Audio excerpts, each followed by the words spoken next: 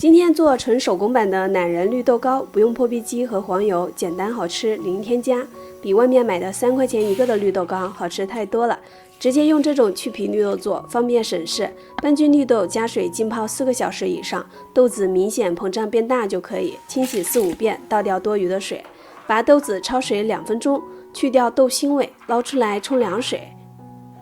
然后放在蒸屉里面，水开之后蒸40分钟左右。隔水蒸熟的方法，绿豆含水量比较少，可以节省很多炒制的时间。蒸熟的绿豆轻轻一按成粉状就可以了，趁热用擀面杖捣碎，变成这样细腻的绿豆泥，然后倒在不粘锅里面，记得一定要用不粘锅，加40克白糖、50克玉米油、10克奶粉、1勺蜂蜜，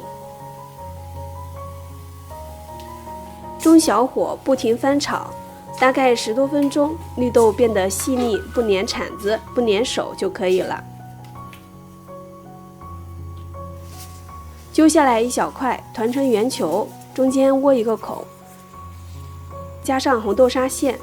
封口之后再团成圆球，然后用自己喜欢的月饼模具按压脱模。可以放在冰箱密封冷藏之后再吃，清凉解暑，入口即化，小孩子都能吃好几个，连雪糕都不爱吃了。你也赶紧试试吧，我是香香，下期见。